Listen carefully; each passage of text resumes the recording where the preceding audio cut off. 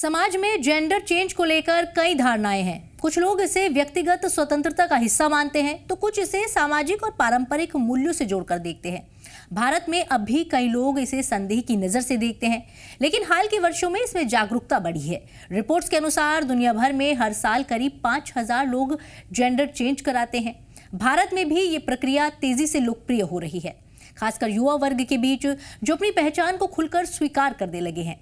इस वीडियो में हम आपको बताएंगे कि भारत में जेंडर चेंज की प्रक्रिया क्या है, कानूनी नियम क्या कहते हैं, सरकारी दस्तावेजों में बदलाव कैसे किया जाता है और विदेश में जेंडर चेंज कराने पर क्या प्रक्रियाएं होती हैं।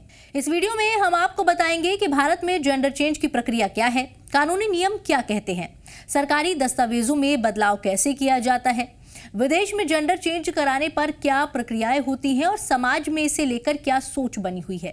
आइए विस्तार से समझते हैं। नमस्ते, मेरा नाम है प्रियंका कर्णवाल और आप देख रहे हैं जी भारत। भारत में किसी भी व्यक्ति को जेंडर चेंज कराने की अनुमति है, लेकिन इसके लिए कुछ कानूनी और प्रशासनिक प्रक्रियाएं पूरी करनी होती है। ये एक जटिल मेडिकल और मानसिक प्रक्रिया होती है, जिसमें व्यक्ति को न केवल सर्जरी बल्कि सामाजिक स्वीकृति और कानूनी प्रक्रियाओं का भी सामना करना पड़ता है।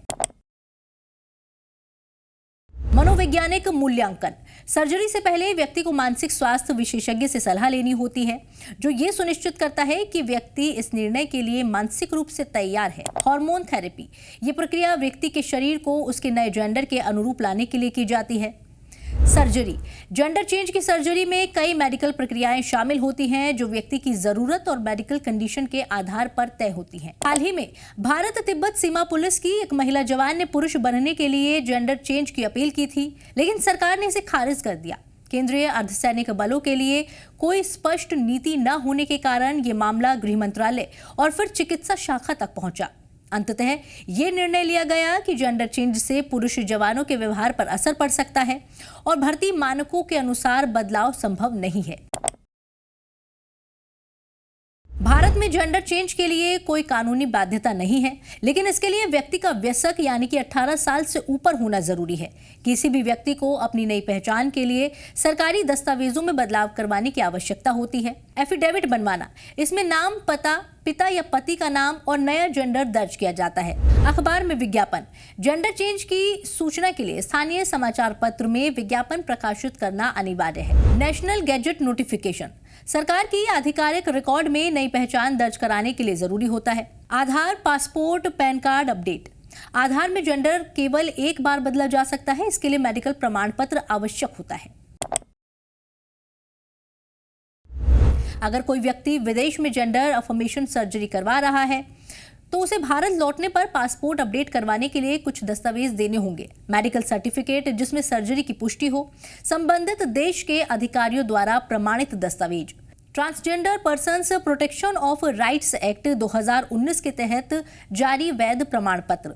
यदि आवेदक इन दस्तावेजों को उपलब्ध कराने में असमर्थ रहता है, तो उसे एक इमरजेंसी दस्तावेज जारी किया जा सकता है, जिसमें जेंडर अफर्मेशन की जानकारी होगी। भारत पहुंचने के बाद व्यक्ति अपने नए पासपोर्ट के लिए आवेदन कर सकता है।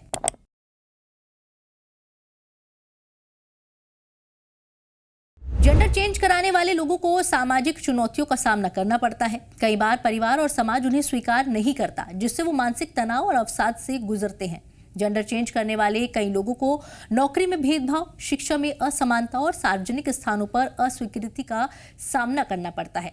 मानसिक स्वास्थ्य के लिए यह जरूरी है कि व्यक्ति को समाज और परिवार का समर्थन मिले। कई ट्रांसजेंडर लोगों को मानसिक स्वास्थ्य सेवाओं की जरूरत होती है, ताकि वो इस बदलाव को सही तरीके से अपना सके।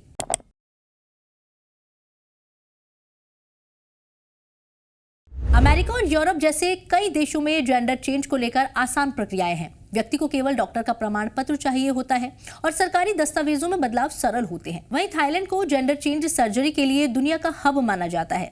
वहां सर्जरी किफायती और एडवांस तकनीकों के साथ की जाती है। हालांकि भारत में ये प्रक्रिया अब भी लंबी है और कई कानूनी दस्तावेजों और प्रक्रियाओं से गुजरना पड़ता है। हालांकि सरकार ट्रांसजेंडर अधिकारों को लेकर धीरे धीरे सुधार कर रही है।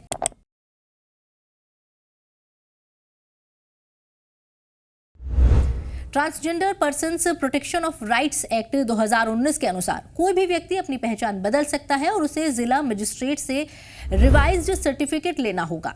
इस प्रक्रिया के बाद व्यक्ति को सभी कानूनी अधिकार मिलते हैं। ये कानून ट्रांसजेंडर व्यक्तियों के अधिकारों की रक्षा करता है और उन्हें भेदभाव से बचाने के लिए बनाया गया है। Transgender persons protection of rights act 2019 के अनुसार कोई भी व्यक्ति अपनी पहचान बदल सकता है और उसे जिला मजिस्ट्रेट से रिवाइज्ड सर्टिफिकेट लेना होगा। इस प्रक्रिया के बाद व्यक्ति को सभी कानूनी अधिकार मिलते हैं। ये कानून ट्रांसजेंडर व्यक्तियों के अधिकारों की रक्षा करता है और उन्हें भेदभाव से बचाने के लिए बनाया गया है। जेंडर चेंज एक व्यक्तिगत निर्णय है और इसके लिए कानूनी प्रक्रिया स्पष्ट है। भारत में कोई भी व्यक्ति अपनी पहचान बदल सकता है, लेकिन उसे संबंधित प्रक्रियाओं और दस्तावेजों को पूरा करना होगा। अगर कोई विदेश में जेंडर चेंज कराता है तो उसे भारतीय दस्तावेजों में अपडेट करवाने के लिए सही प्रमाण प्रस्तुत करने होंगे। समाज में इस विषय पर जागरूकता बढ़ाने की जरूरत है ताकि जेंडर चेंज कराने वाले लोग बिना किसी भेदभाव के सम्मान पूर्वक जीवन जी सके। हम सभी का कर्तव्य है कि हम हर व्यक्ति को उसकी पहचान के साथ स्वीकार करें और उन्हें समान अधिकार दें। जागरूकता और समर्थन से हम एक समावेशी समाज बना सकते हैं जहां हर व्यक्ति अपनी जिंदगी अपनी शर्तों पर जी सके। जी भारत।